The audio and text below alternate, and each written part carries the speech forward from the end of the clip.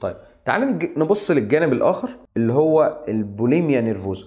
بوليميا نيرفوزا ده بيقسموه لشكلين. بوليميا ده يعني الترجيع العصبي، ده بيقسموه لمرحلتين. مرحله اسمها مرحلتين ورا بعض على طول في نفس الوقت في نفس الوجبه يعني. مرحله اسمها البنج ومرحله اسمها البرج. بنج يعني الشراهه في الاكل، برج يعني التطهير. فبالتالي احنا بنقعد ناكل، فتلاقي واحده اتسحبت وخدت اكل كتير وراحت تاكل لوحدها، كلت كتير جدا كميات كبيره، فحست بالندم، شراهه مش قادره تمسك نفسها اكل، بتحب الاكل فحست بالندم، فتعمل ايه؟ تقوم حاطه صباعها في بقها، تقوم جايبه كل اللي في بطنها. تمام. فبالتالي المشكله دي بتبقى مرتبطه ان ايه؟ بالاكل ان سيكريت. هتلاقيه عايز يستخبى ياكل لوحده، هتلاقيه بيختفي عن الناس شويه، هتلاقيه مش عايز يقعد مع الناس، هتلاقيه وزنه مش مناسب لحالته. يعني انت بتاكل اكل كتير قوي، ازاي وزنك كده ما بتخنش؟ ازاي؟ ما هو عشان بيروح يرجع في البيت او بيرجع بعد الوجبه يعني، فما بيستفدش من الوجبه. فبالتالي دول مشاكل صحيه نفسيه بتتطلب مني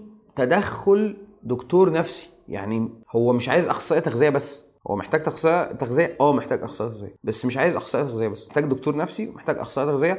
ولو حصل اي مشاكل صحيه نتجت عن عدم الاكل او الترجيع الشديد ده،